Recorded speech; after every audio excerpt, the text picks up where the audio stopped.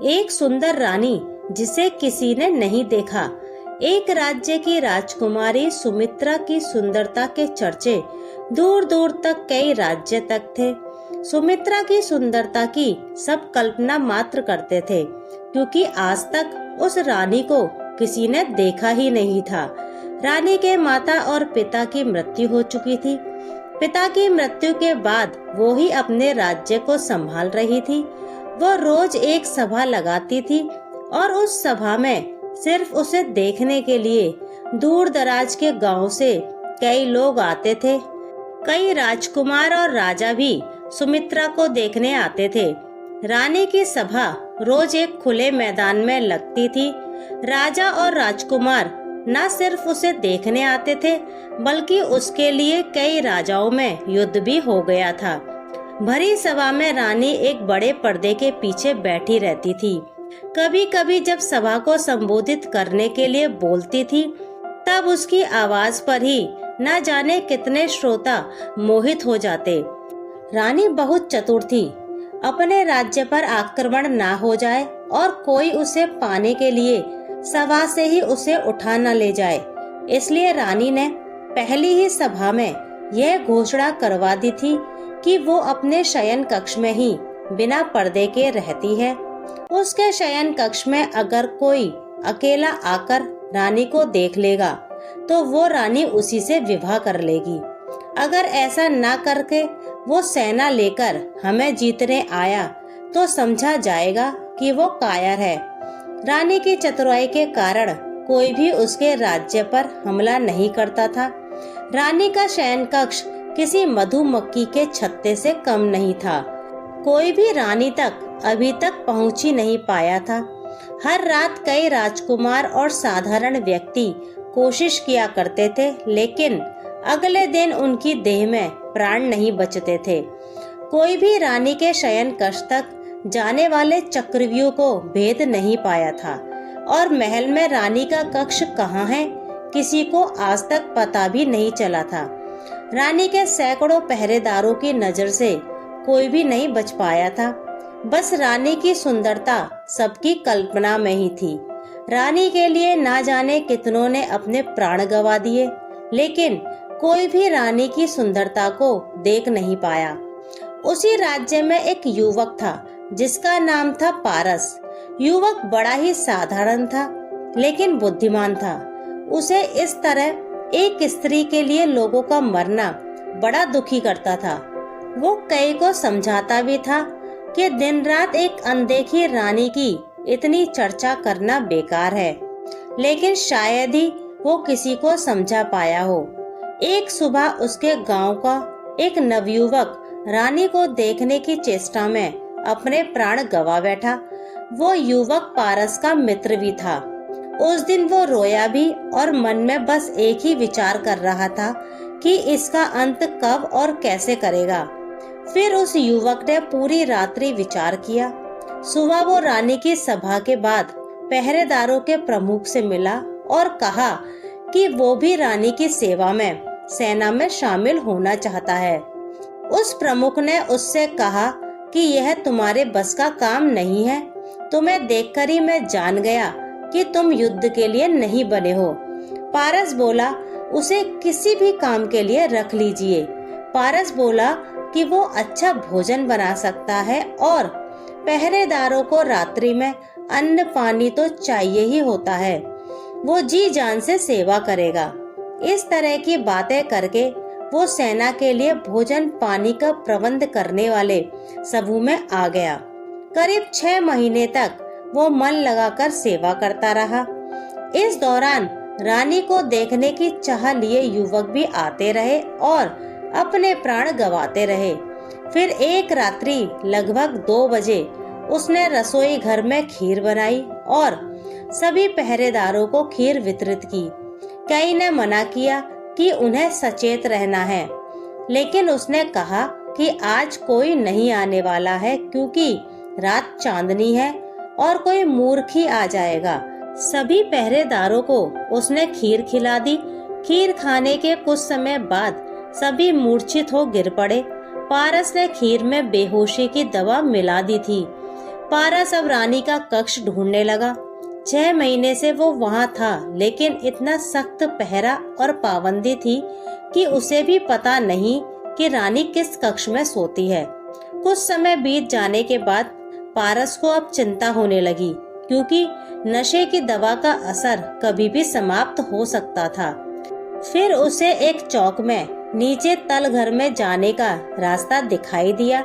वो जैसे ही उस रास्ते पर गया, वहाँ कक्ष के बाहर ही 2 पहरेदार और थे, जिसका उसे पता ही नहीं था। वो छुप गया और विचार करने लगा। फिर उसने दीवार पर अपना सर दे मारा और उन पहरेदार की तरफ लड़खड़ाता हुआ गया। उसके सर से खून निकलता देख पहरेदार को लगा कि इस बार उन्हें भी शायद जगह छोड़कर ऊपर जाकर लड़ना होगा। इसलिए दोनों अपना द्वार छोड़ लड़ने के लिए ऊपर भागे। उनके जाते ही पारस खड़ा हुआ और अब पारस द्वार के सामने था और रानी भीतर कक्ष में थी। एक बार के लिए तो उसकी धड़कनें भी तेज हो गईं। जिसे किसी ने नहीं देखा है, उसे वो आज देखने जा रहा है। उसने द्वार खोलने के लिए द्वार पर हाथ लगाया और धक्का मारा, लेकिन वो द्वार नहीं खुला।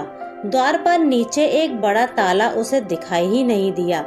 उसने सोचा कि अब उसकी जान गई, क्योंकि कुछ समय में पहरेदार होश में आ जाएंगे और वो पकड़ा जाएगा।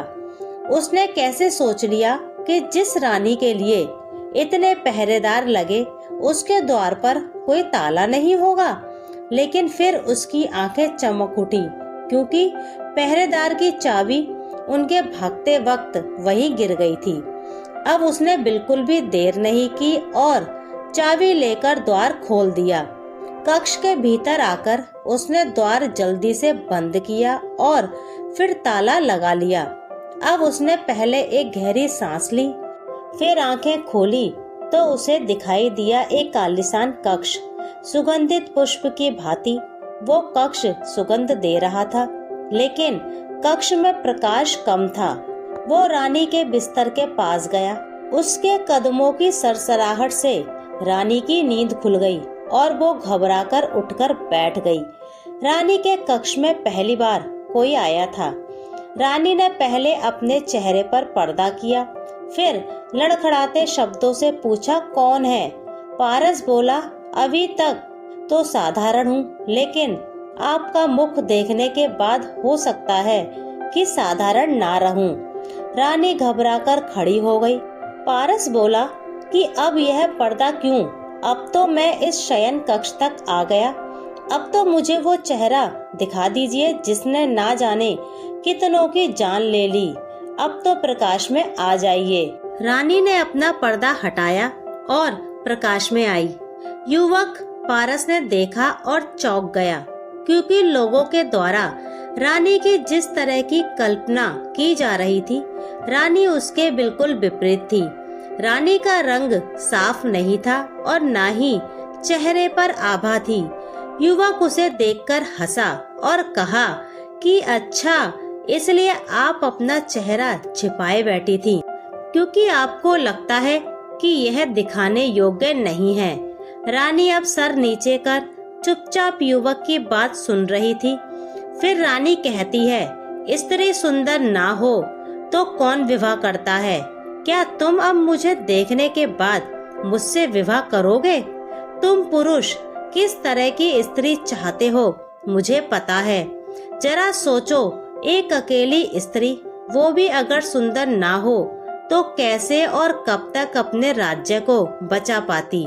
यह मेरी चतुराई है कि मैं अभी तक रानी हूँ, किसी के अधीन नहीं हूँ। पारस बोला, तुम्हारी चतुराई ने ना जाने कितने प्राण लिए, तुम्हें पता है? रानी बोली, प्राण मैंने नहीं, उनकी सुंदर स्त्री की चाह ने लिए। तुम बताओ, अगर तुम पहले ही जानते कि मैं सुंदर नहीं हूँ, तो क्या अपने प्राण की बाजी लगाकर यहाँ तक आते? तुम मुझसे विवाह करो। अपनी पत्नी की सुंदरता का भ्रम इसी तरह लोगों में बनाए रखो। तुम्हारा भी मान बढ़ेगा कि जिसे कोई नहीं पा सका उसे तुमने पा लिया। वह कुछ सोचने लगा। उसे सोचता देख रानी ने कहा कि तुम यहाँ से जीवित नहीं जा सकते। तुम्हें वही करना होगा जो मैं कह रही हूँ। वह मुस्कुराते हुए बोला, हाँ, मैं तुमसे विवाह जरूर करूँगा। रानी उसकी बात सुनकर खुश हुई, लेकिन उसकी खुशी ज्यादा देर की नहीं रही। पारस ने एक कपड़ा निकाला और रानी के मुंह पर रख दिया। रानी बेहोश हो गई। वह रानी को उठाकर महल के गुप्त द्वार से होता हुआ अपने घर ले गया और वहां ले जाकर उसे बांध दिया। पारस जल्दी से फिर अपने घर से राजमहल में आया। कुछ पहरेदारों को होश आ गया था। वो भी उनसे बचता हुआ लड़खड़ाता हुआ उनके पास गया। उसने ऐसा दिखाया कि यह एक बहुत बड़ी योजना थी। खीर में किसी ने कुछ मिला दिया था, जिससे हम सभी बेसुध होकर गिर पड़े। राजमहल के मंत्रीगण रानी के कक्ष में पहुँचे। रानी वहाँ नहीं थी। रानी को कोई ले गया था। उन्होंने सुबह राज्य में घोषणा करवा दी कि रानी को जो भी ले गया है उसे हम अपना राजा मानते हैं। रानी को लेकर वापस महल में आ जाए। पारस महल से जब अपने घर वापस गया तो उसने रानी को खोला और उसे भोजन दिया। रानी ने कहा कि तुम अब जीवित नहीं रहोगे, तुमने मुझे यहाँ बंधक बनाया है। पारस ने कहा कि अब तुम मेरी पत्नी हो, तुम्हें यहीं रहना होगा मेरे साथ, तुम्हारा यही प्रायश्चित है। रानी बोली कि वो अभी यहाँ से जा रही है। पारस ने बोला, जाओ, लेकिन जल्दी वापस आना। रानी वहाँ से भागते हुए अपने महल की ओर गई। महल पर पहुँची तो द्वार पर ही सिपाहियों ने उसे रोक दिया। रानी बोली, मैं रानी हूँ इस महल की, तुम्हारी महारानी। सिपाही उसे देख हंसने लगे, बोले, जा यहाँ से, अपनी शक्ल देख। उन्होंने द्वार पर से उसे हटा दिया। रानी को समझ आ गया कि पारस ने चतुराई से उसके साथ यह खेल खेला है। रानी को किसी ने नहीं देखा है, इसलिए अब वो कुछ भी करे उसे कोई पहचानेगा नहीं। वो वापस पारस के पास लौट आई। पारस ने उससे कहा, आ गई, चलो अब कुछ खा लो। रानी वहीं रहने लगी और दिनचर्या के काम करने लगी। महल में अभी तक किसी को नहीं पता रानी कहाँ गई। मंत्री ने राज्य अपने हाथ में ले लिया।